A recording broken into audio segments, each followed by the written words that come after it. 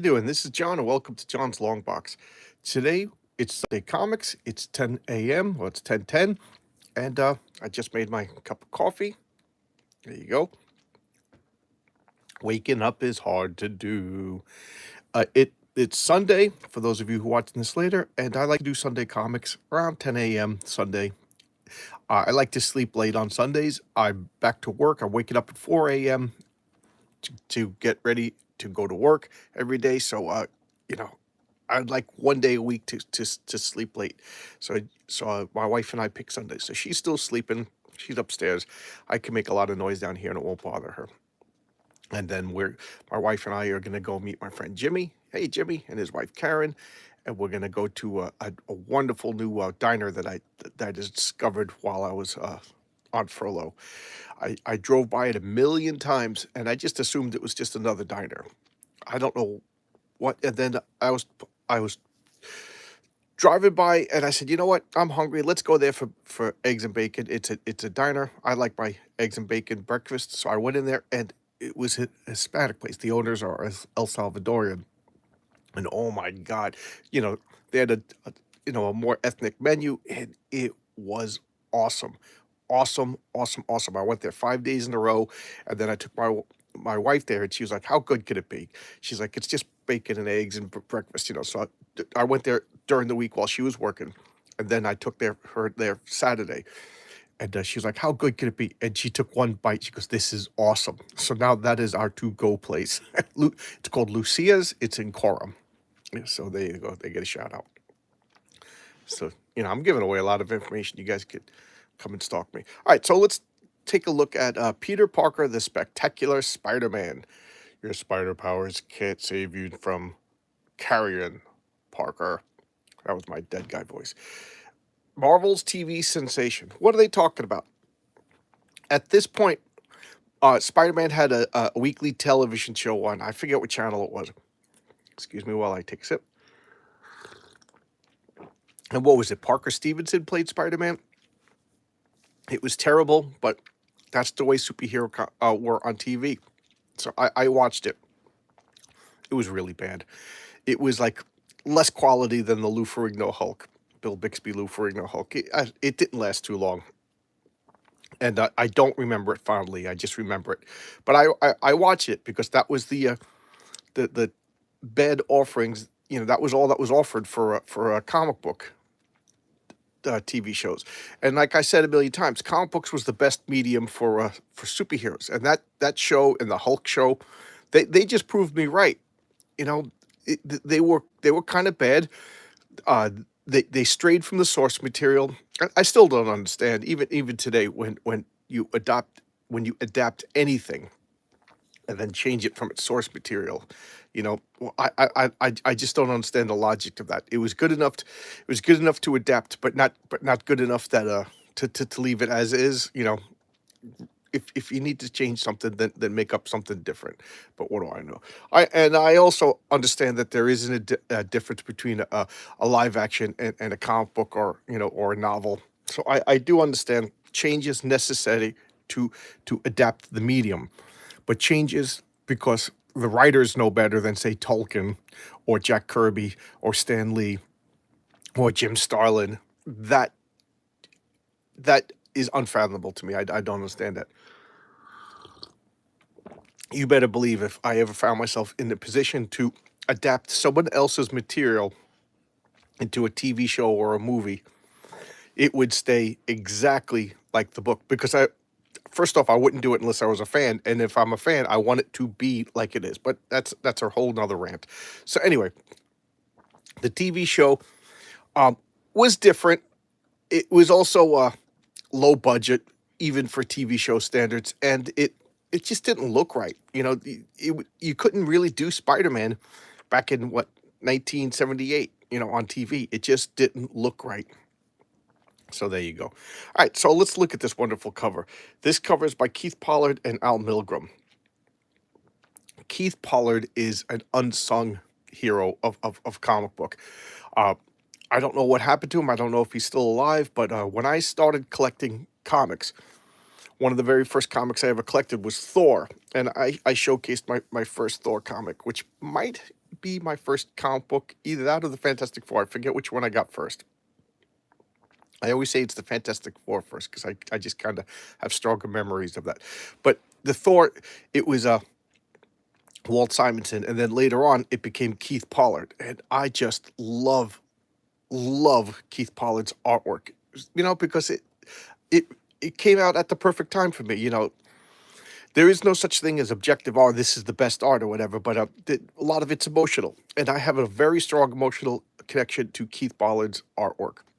And look at this cover. And Al Milgram's inks just seem to complement. This reminds me, I don't know why, but of Jim Mooney, another popular comic book artist at the time, and both of them are just wonderfully moody. And look at this character of Carrion. It's just like this revenant, this dead lich thing that's coming after Peter. And I'll talk more about it when I get into the comic. But I just wanted to talk about Peter Parker, the Spectacular Spider-Man, as a series for a second or two. So this was my comic, my Spider-Man. And what did I mean by that? Well, at the time there was Amazing Spider-Man, and then there was Amazing Spider-Man, and then there was Peter Parker, the Spectacular Spider-Man. I don't know why I just stumbled on that, but they were two comics. Obviously, Spider-Man was popular enough to carry two titles, and I didn't collect Amazing Spider-Man. I would pick up one or two every once in a while when the cover fancied me, or if I remembered or whatever. But I did get into Peter Parker, the Spectacular Spider-Man at issue 1. So let me backtrack that a little bit. I kind of said it wrong. My brain is misfiring. I got to get the brain wet. Let's get the brain wet. Got to lubricate the noggin. Around this time is when I discovered what comic book collecting actually was. Before this time, I would just buy whatever comic book I liked. Oh, this is a cool looking cover. Oh, I like Doctor Doom. Oh, look what this one has, Galactus. So I would just buy them. And my friend Sean and my friend Carl, they were like, did you get this comic book? And I'm like, oh, no, I didn't get it. They're like, oh, you didn't see it? It's at that time there was 3 different places where we bought comic books. There was a Fred's. It was a candy store right next door to my school.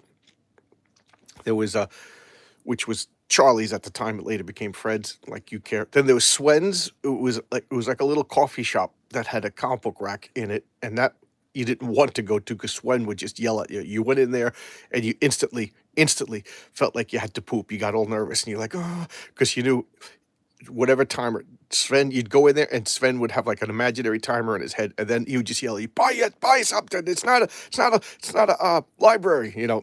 He was an old Swedish guy with the totally stereotypical accent and everything like that. And nowadays I understand where Swen's was coming from, but at the time I knew I was a good kid who wasn't stealing anything, and I was looking for cool comic books. And then my favorite place was Howie's, but it was farther away from my school, so I only went there after school, or if I woke up early and had some time to kill, or sometimes, I just was like, I don't care if I'm late. I'm going to Howie's. And you'd go there. And that was my favorite because he never seemed to return comics. At the time, comic books were returnable. So I would go to Howie's and he just had like this little alcove, and it was just littered with comics. And I would just spend as much time. And he was always a kind guy. I don't know if he particularly liked me or if he was just a kind guy in general. I talked about Howie a lot. It's just a fond memory of Howie's. And I would go there and look through stacks and stacks of comic books. And it was like Christmas. Oh my God, I found this. Yeah. So anyway, that's how I collected comics, up until a comic book store, The Incredible Pulp, opened near me. And then the comic book collecting became like a more precise thing than just, it was no longer hunt and gather. It was like collect. So anyway, they explained to me what these numbers were, and I didn't know what these numbers were, look at, that I don't know what that number is. I still don't know what that number is. I never knew what that number was. And they explained to me that comic books came out in a sequence, issue number 1, issue number 2, and that was the number. And if you collected them, you bought them in order. And the lower the number, the more valuable it was, the more collectible it was. And I was like, really? I had no clue. You could have knocked me over with the feather. I just got like based on character and what looked cool. I'm sure that's how most people started collecting comics. Let me know. Make a comment in the video. Is that how you bought comic books originally? Because that's how I bought comic books originally, and I assume most people are like me. I don't think I'm any different or any special. So after that, I was like, I had to pay attention to the numbers. So that kind of, and I would buy American. I would buy Amazing Spider-Man every once in a while because that's the way it was. So I had some scattered issues of Amazing Spider, just like I had scattered issues of everything.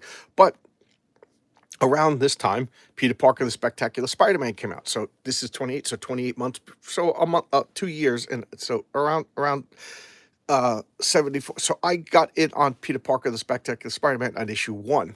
Why? Even though it was months old, they had a copy at Howie's. So I got number 1. I think I missed number 2, but I was trying my darndest. I didn't say I was a complete collector, but I was trying my darndest to get Peter Parker Spectacular because I got it on the ground floor. I knew I wasn't going to get it on the ground floor on Amazing Spider-Man, so I didn't even try. So I kind of, I stopped buying Amazing Spider-Man. I paid attention to Peter Parker. I didn't even care about the names of the titles. It was just Spider-Man. Who cared about Peter Parker Spectacular? Who cared about Amazing? It was just Spider-Man were the words that popped out to me. So I stopped getting Amazing, and I got this. So I was in on this on the ground floor. Now, Carrion is the living clone of a living failed clone of Miles Warren, who was the Jackal, and the Jackal was the one that made a clone of Gwen Stacy. The Jackal was Peter Parker's biology professor in college, and Steve Ditko famously got into a fight with Stan Lee, saying, "What is everybody who Peter Parker shakes hand with going to be a villain?" He goes, because they were trying to. They introduced the Green Goblin, but neither one of them knew who the Green Goblin was going to be yet. So they kind of delayed who is the Green Goblin for like 2 years in the comic books, and it became like a huge deal. Like, who is the Green Goblin? So they were debating who the Green Goblin was going to be, and Ditko was like, it's got to be nobody. What are the odds? It can't be anybody that Peter knows. It's got to. And it stands like, no, it's got to be like somebody he knows or a relative or something, and Ditko was like, it makes no sense. And Stan Lee was like, yeah, of course it makes no sense, but this isn't real life. This is comic books. That's the way it is in comic books. And I got to say, in that case, Stan was right.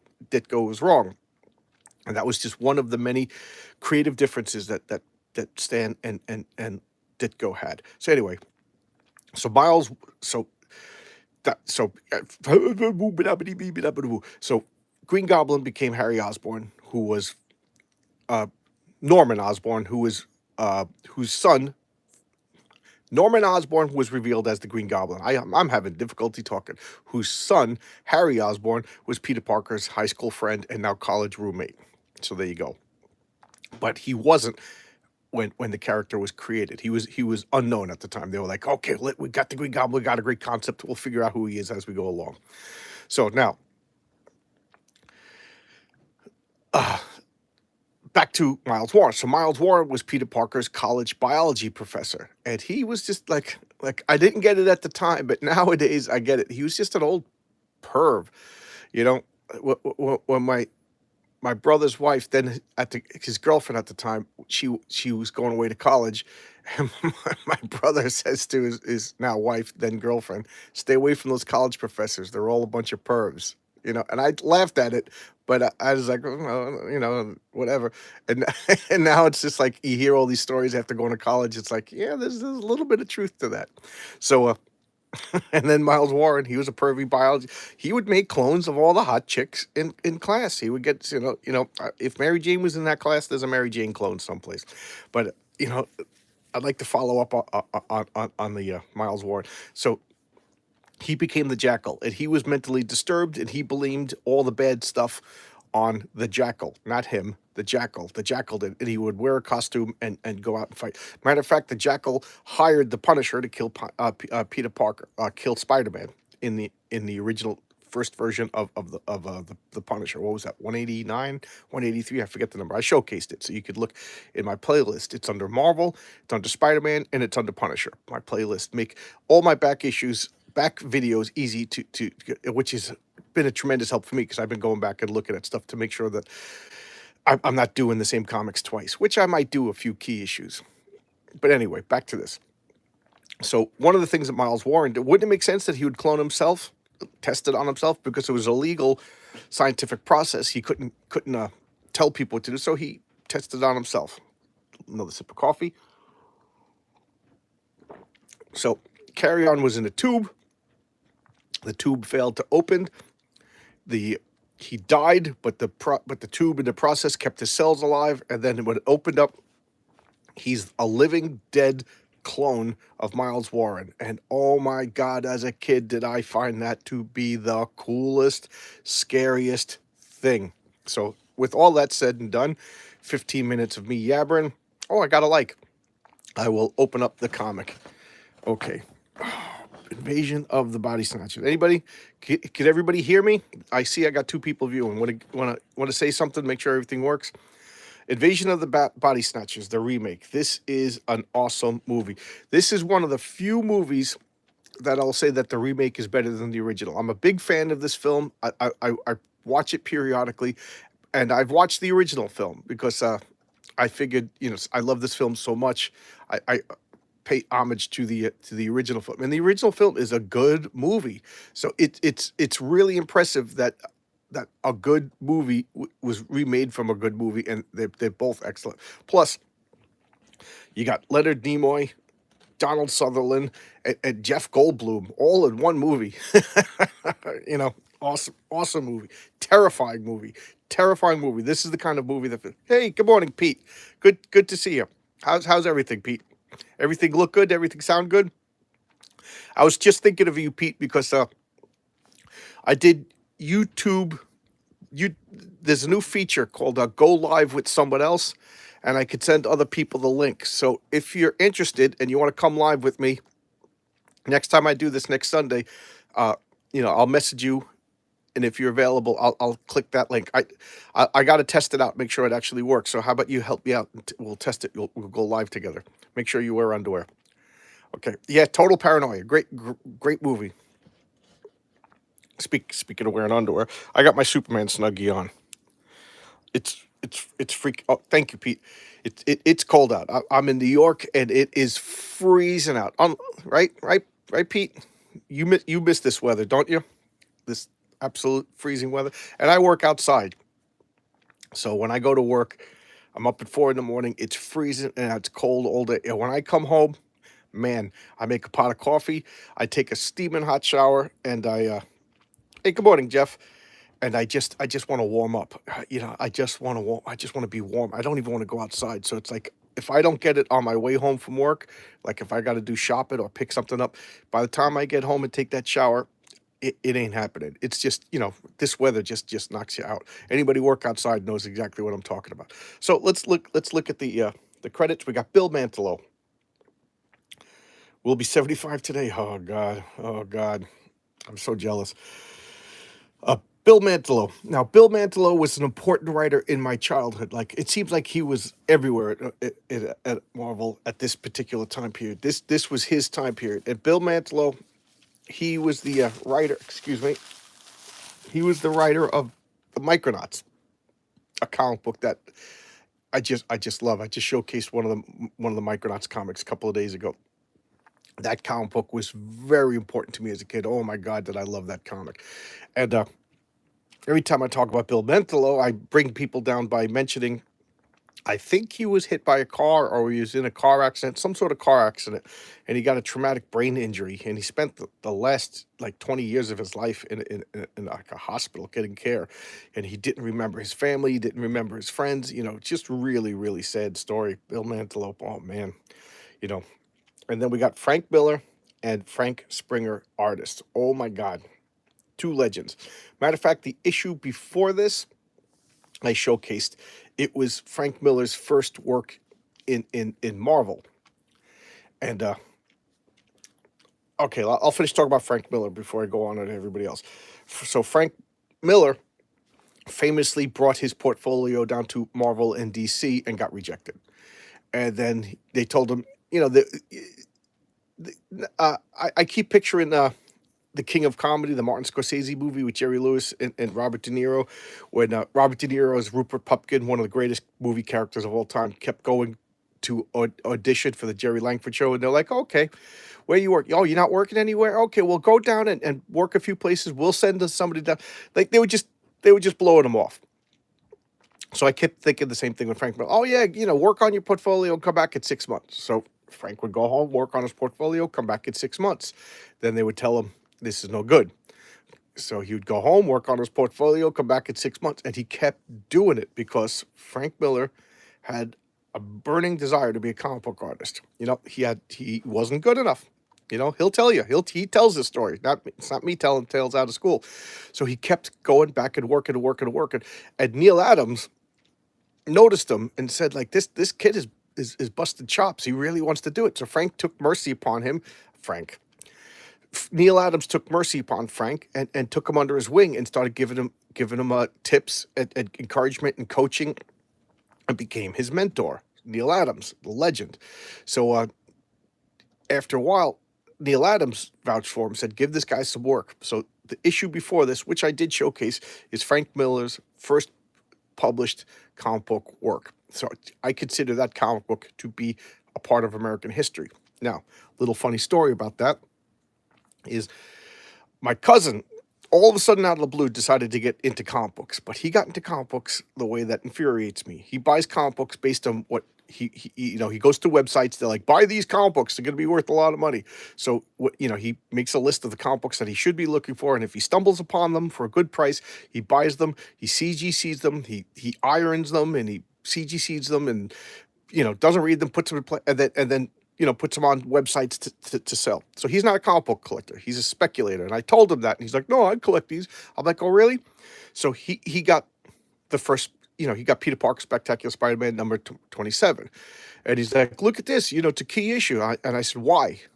Why is it a key issue? And he's like, because, it was on, yeah, but it's on that list for a reason. That list just doesn't pick comic books. Why is this, Peter Parker number 27 a key issue?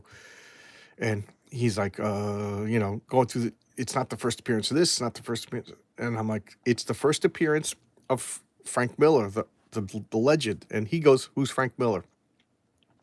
So I was kind of mean, actually. I was like, it's because of people like you that I can't buy comic books that I love. You're buying key issues and CGC, and you're taking them out of circulation. I can't read these, So, we kind of no longer speak over comic books, but it was worth it. I stood my ground. I'm stubborn that way. I'm an asshole that way. All right, so Frank Springer. Frank Springer was I it's a shame. I don't know if he's alive or dead, but he was an old timer, and a legend, and he did a lot of work for DC. He did a lot of work for Marvel, and I think he did a lot of work for those eerie and creepy horror magazines. And he was just an incredibly moody penciler. I really dig him. I didn't like him so much as a kid, but then again, he kind of had a horror touch. But you know what? It works really well for this particular comic. And then we got Dennis Wall and Elaine Heinel letters. I don't know. And then we got Mario Ben colorist, Al Milgrom editor, and Jim Shooter editor in chief. Al Milgrom. I think he worked for Warren Magazine. Then when Warren Magazine kind of went under, he jump shipped over here to Marvel, and everybody speaks well of him. I never met the guy, never saw the guy, but I grew up reading about how everybody loved him. Thanks, Pete. It's good. It's funny. All right. And Jim Shooter, what can I say about Jim Shooter that I haven't already said? The guy's a legend. Supposedly he was like tyrannical. I wasn't there. All I know is that the comic books that came out that were under the Jim Shooter tenure at Marvel were phenomenal comics. Yeah, of course there was the occasional bad comic, but for the most part, this era is the high point of quality of Marvel comics. And on Twitter, I just randomly tweeted, Jim Shooter needs to take over Marvel, something to that effect. Jim Shooter's. Marvel Comics needs Jim Shooter back, is what I tweeted. And Jim Shooter liked it and started following me on Twitter. So I got that going for me, which is nice. All right, so did I look at the Indicia? I forget.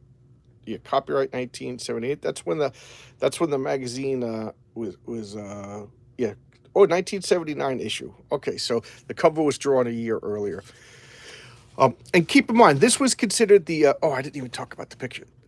This was considered the second tier Spider-Man story. So like all the really, really like status quo changing stuff will happen in Amazing Spider-Man. That's just the way it worked. Like like I know Detective Comics was first in chronological, but Batman became the Batman comic.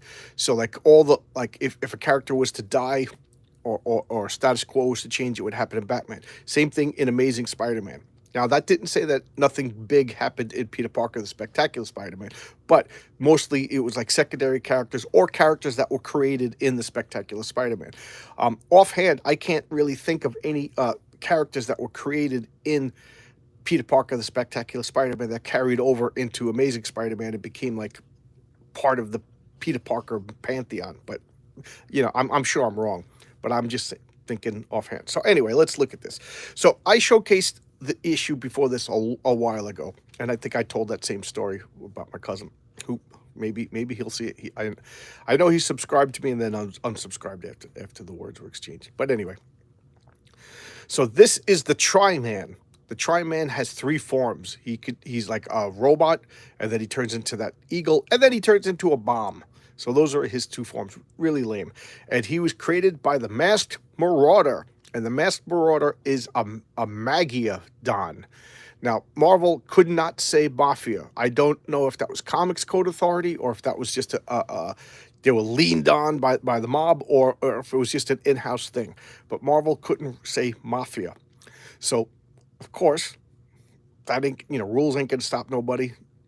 They created the word Magia, Maggia, and that was the Mafia. But the Mafia had more access to technological supervillain stuff.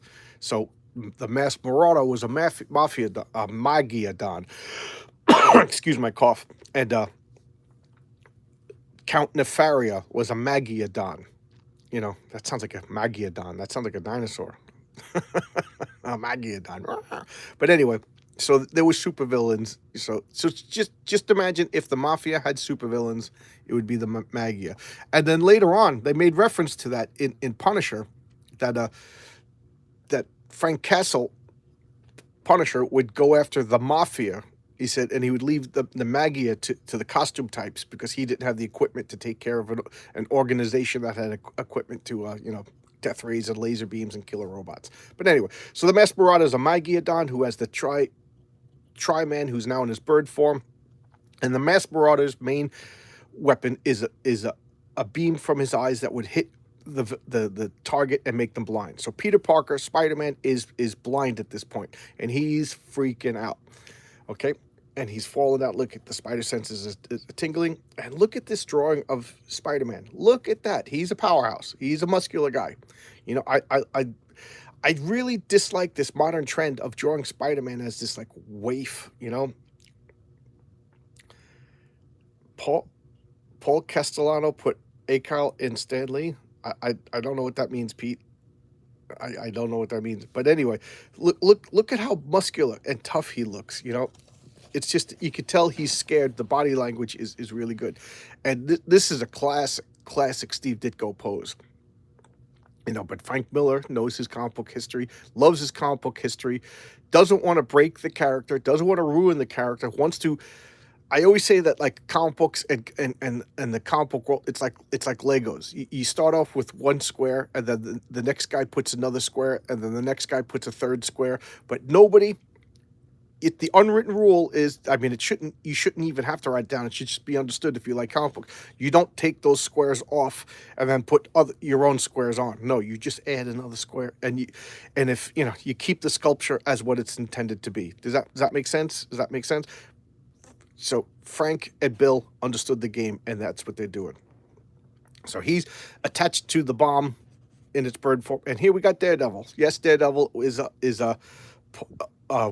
in this comic. So Daredevil now is beating up all the Magia goons as Peter is off to dismantle the bomb, but Peter's blind, so he's freaking out. And just look at how well just Frank Miller was born to draw Daredevil. Look at that drawing. That is just awesome. Just that shading is just incredible. Oh, yeah, I did the credits. Yeah, because the cover was two other people. So did I talk about the credits? Yes, I talked about Frank Miller and Frank Miller. Yes, okay, I went into a whole big Frank Miller tirade. So anyway, just look at how well Daredevil, he stands out even over Spider-Man. You know, Frank Miller was like genetically modified to draw Daredevil. And here we got the Masked Marauder over here. Just I love the flowing cape. He's just beating the crap out of everybody. Scientists, the mafia goons and techs are like, what's going on? So Daredevil is just chasing everybody around. I love this. This is, you know, the after images. Look how fast Daredevil's going. Daredevil doesn't need armor. You know, Batman doesn't need armor. Spider-Man doesn't need armor. If you need to armor those heroes, then you fundamentally don't understand what makes them tick. And I know, you know, a guy going out fighting crime unarmored is realistic. Or I'm sorry, a guy going out and fighting crime without armor is unrealistic. But that's comic books are unrealistic. What do you want me to say? Nobody has spider powers. Nobody flies to the moon, and nobody could run faster than the speed of light. You know, but that's the conceit. We accept that.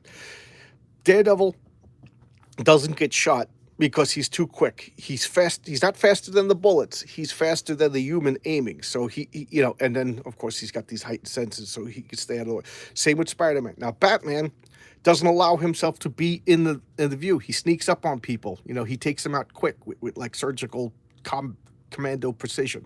You know, if Batman is standing in front of the guy just absorbing bullet shots to the chest because he's wearing armor, then he's Iron Man. He's not Batman. You know, each superhero has their signature moves, their signature styles, and you know, if that's why even this new Batman movie is probably my favorite Batman movie. I thought that was the closest to the comic. It seemed like a comic book movie, and of course, it had major flaws, like all the Batman movies. And one of the flaws being that he was armored. You know, Batman's not armored. Look at these ads. Look at these ads. A Fun Factory, gifts and gimmicks. Anybody ever order this stuff? Anybody ever order this stuff? So I love this. Here we got him setting out his senses in the dark and beating the crap out. That's, and like I just said, every superhero had their signature moves. Daredevil's signature move was, you know, he could hear your heartbeat. So he, you know, first off, for those of you who don't know, Daredevil is blind, but his other four senses are heightened to the nth degree, and so he could know who's in a room by the breathing. He could hear your heartbeats. You know, he could hear your footfalls. So he knows where you are. He could feel your clothes rustling. He could hear your clothes rustling in the air. So he knows where your hands are moving and blah, blah, blah. Is that unrealistic? Yeah, but superheroes are unrealistic. What do you want me to say? So you either buy that conceit or you don't.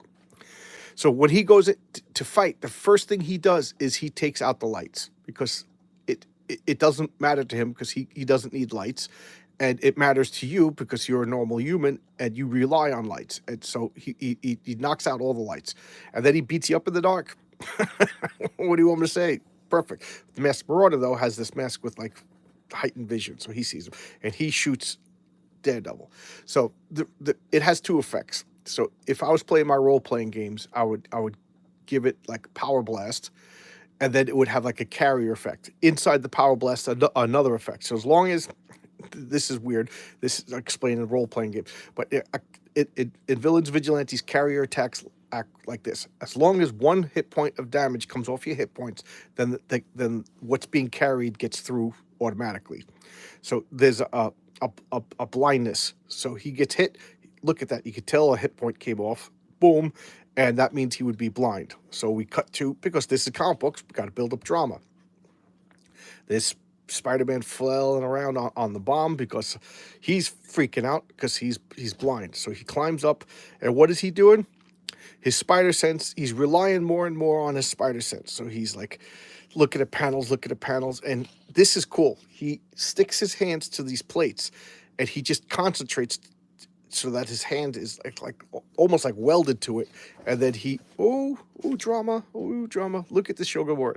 I showcased Shogun Warriors #1.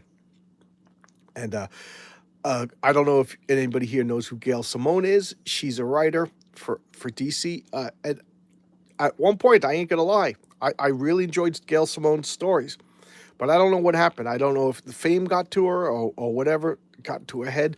But all of the stories kind of became like dull. The very typical of modern Marvel and DC. A lot of people sitting around in coffee shops, eating scones, and like as my boy Zach from Diversity Comics used to say, I don't know if he still does, but it became like auntie humor. Like your older aunt drinking wine and making jokes that aren't really funny, but you're like, ah, ha, ha, she's wacky.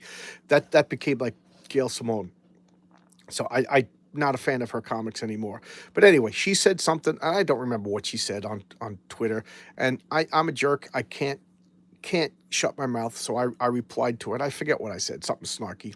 To her credit, she didn't argue with me. She didn't slam me. She didn't call me the yestophobe or whatever. But she said, "Oh wow, you have a YouTube channel. Let me see." She must have looked up who I was. So she let me see. Oh, you got some good comics like Shogun Warriors. Let me check it out. So I said, "Oh, please do. Let me know what you think."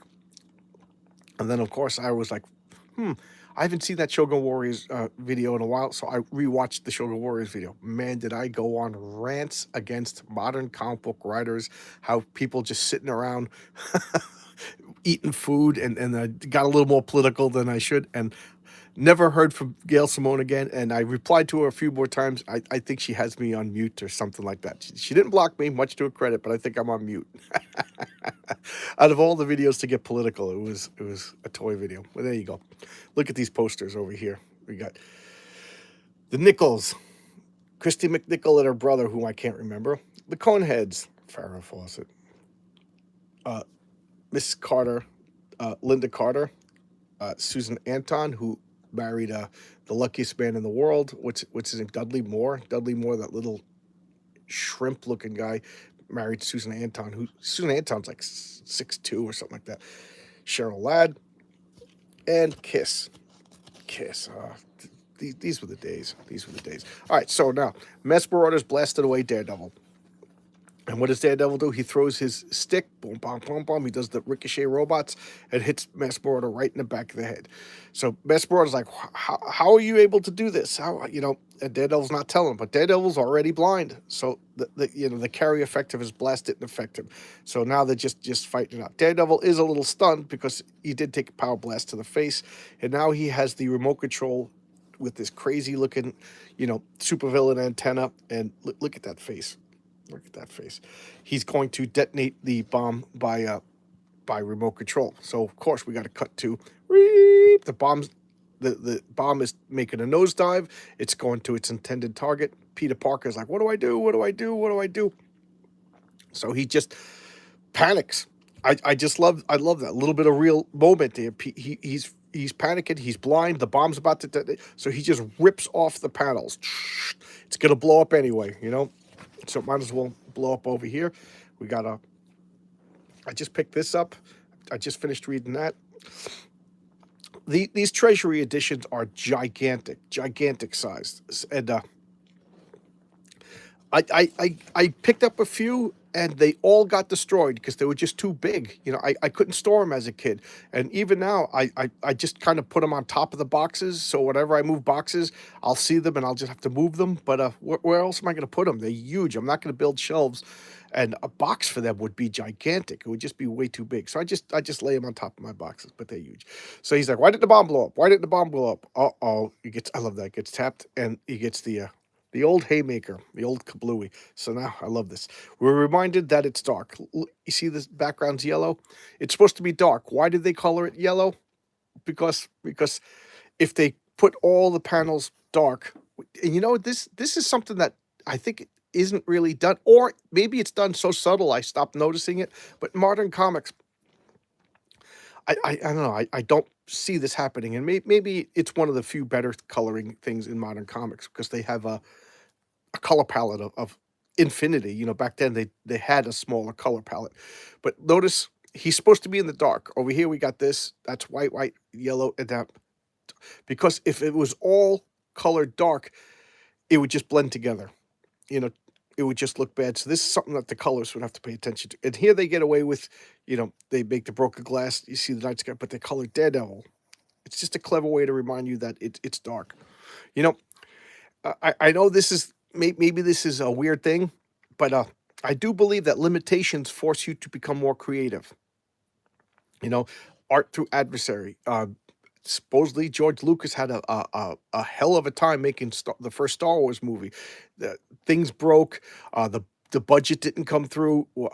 They couldn't do what he wanted to do, so he was forced to change on the fly and come up with this and come up with that. And it, anybody going to argue that A New Hope Episode 4 isn't probably the best or second best next to Empire Strikes Back Star Wars movie?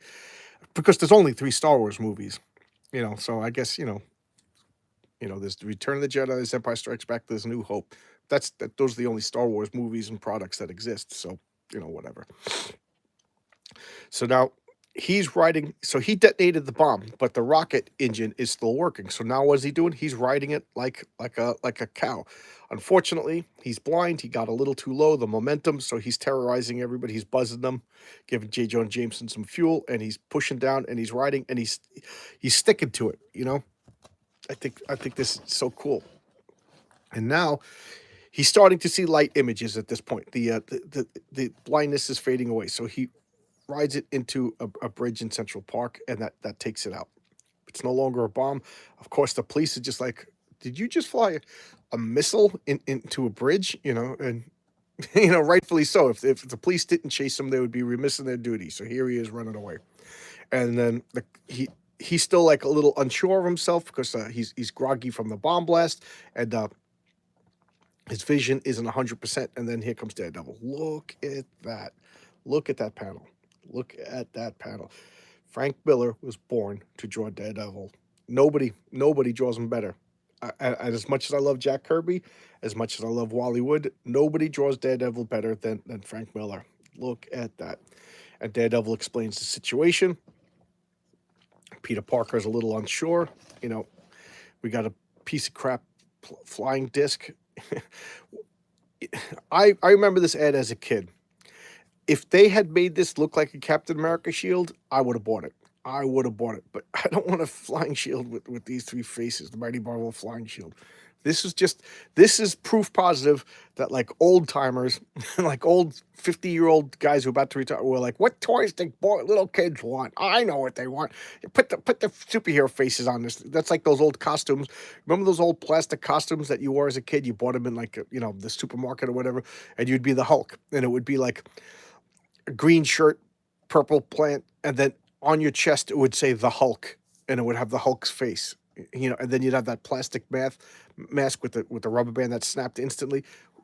I remember like, I don't want this. The Hulk doesn't look like that. The Hulk doesn't have the word Hulk written on his chest. The Hulk doesn't have his face on his chest. I don't know. That's just adults thinking what kids want. Nowadays, adults are babies, so they're at least making better toys. One better thing of the emasculation of modern man. So here he is. You can see Daredevil. He's getting the vision back. Pete goes home, and he sees the stereotypical cigar-smoking, hard-edge cop, the dead Walk Parker. So Peter's apartment has been vandalized. There's Flash Thompson. There's Mary Jane. Keep in mind, this Flash Thompson-Peter Parker rivalry or bullying, it didn't last too long. In the grand scheme of Spider-Man's history, Peter Parker and Flash have been friends longer than they've been enemies. And I will postulate that Peter Parker started it, and Peter Parker was the jerk. Read the original Spider-Man comic books. Peter Parker was an antisocial jerk on the verge to becoming a supervillain. Peter Parker, when he got the spider powers, the first thing he did was try to make money on it. He didn't stop the burglar. Liz Allen says to Flash, hey, invite Pete to a party. And Flash goes, hey, Pete, what happened? Peter goes, blow it out, you're a jerk, you're an idiot. And like Flash is like, whoa, okay, you 4-eyed jerk. And, and Peter's like, they're a bunch of idiots. They don't understand me. I'm a genius and blah, blah, blah, blah. I'm going to go to the science place and whatever. Peter was on his way to become a villain. He was going to be Dr. Octopus. But then his uncle died, and he realized, that was his defining moment. So anybody who makes a Spider-Man movie and doesn't have Uncle Ben dying, that's not Peter Parker. That's not Spider-Man. I don't know who that character is, but it's not Spider-Man. And that's why I blasphemy will say that the Toby what his name is. I can't even think the character's name. The Spider-Man in the MCU is not Spider-Man. That's some guy named Spider-Man, but it's not Peter Parker Spider-Man from the comic book. And then they tried to rectify it with putting a why can't I think of it? Aunt May dying, and now that kind of is course correcting, but too little, too late. We got some pizzazz over here. We got some Spider-Man over here. Look, these are all the Spider-Man titles at the time. Marvel Tales, which is a reprint. Amazing Spider-Man, which is the flagship Spider-Man. Marvel Team Up, which was awesome. Peter Parker, which is I'm showcasing, and the Electric Company. And at the time, I collected this. I didn't want to collect this because it was a reprint. And I got this even though I hated it. I hated it at the time, but I got it. Why? Because I'm a crazy person. So here's Peter coming home, and he sees all this activity in his apartment. So he goes into another apartment and then sneaks around back to get... This is something that I always thought was cool. It was Peter would... I can't even talk. He would hide clothes throughout the city, little like bundles, in case of emergencies like this. So he goes and gets these clothes. They got to be wrinkly as all hell. And he's coming home in wrinkly clothes. And I always remember this panel, how Mary Jane was happy to see him. Why? They broke up at this point because Peter Parker proposed to her in Amazing Spider-Man 183, and she said no, and they broke up. But she still loves him. She still has affection for him. And when she finds out that his apartment's been vandalized and creepy serial killer stuff has been written all over, she still wants to make sure that he's okay. So now he's wearing sunglasses and he's acting like a cool guy, and he's kind of like, I hurt my eyes in a lab accident, and everybody's like, that's Hector yeah. The funny thing is, I have a friend with the same exact last name, and I still don't know how to pronounce his name. But that's the White Tiger. So he's there, and at this point, his secret identity is no longer secret; it's public. That's a character that's been memory hold. I love the White Tiger, and now going to school, he's got to take care of business. And look at that Power Man and Iron Fist ad. That is just awesome. Who does it have the credits? I think this is Bill Sienkiewicz and Klaus Janson. I don't know.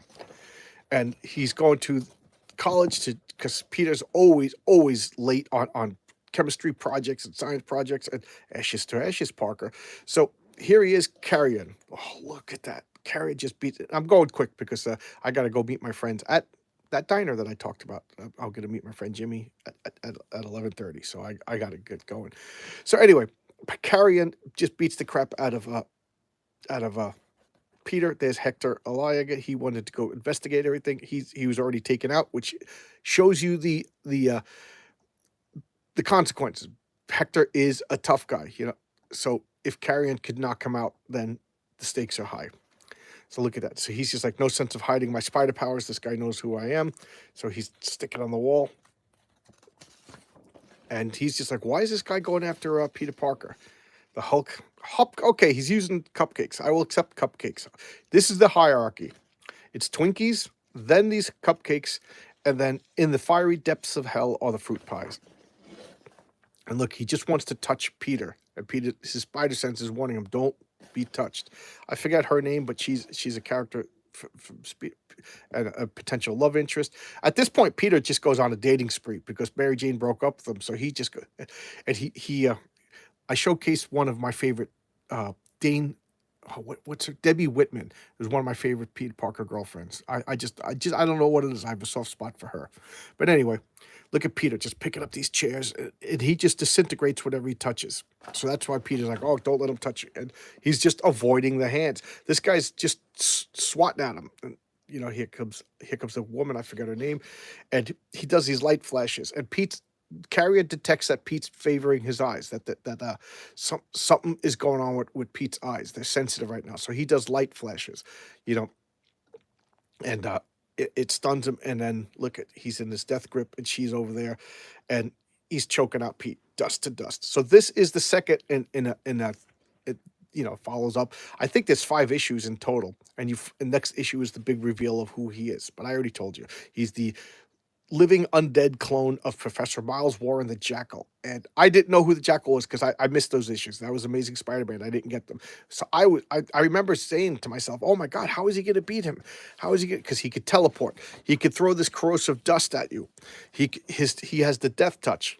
Yeah, and then he could flashlights, although that was the only time he did it, so I kind of called BS. It was like a plot power. He could float in the air, and he just has this like undead aura, so like animals avoid him. I just thought he was the creepiest villain, and I'm sure he came back. I've read most of Spider-Man. I've since gotten. I have a near complete collection of Amazing Spider-Man from 20 up. So I don't know. Did Carrion come back? I think he came back after I stopped collecting Marvel comics. I think he came back kind of recently. But there you go. For all I know, this was a one-shot villain, and I was terrified of this villain. I was like, how's Pete gonna do this? How is he gonna win? But there you go. I love this run. This was a classic era of Spider-Man. And I've been talking for almost an hour, and I gotta go. I gotta go to the diner. My wife, my friend Jimmy, and I are gonna probably talk about comic books, and as the two wives are bored silly, but they still love us anyway. All right, so thanks a lot, everybody. I'll see you tomorrow with another video. Comment all you want. Request. Here's a comics that I'm going to be showcasing in the near future. This is my stack of potential showcases. And I don't know what else to say. I'll see you tomorrow with another video. Thanks a lot, guys. Enjoy your coffee. Bye-bye.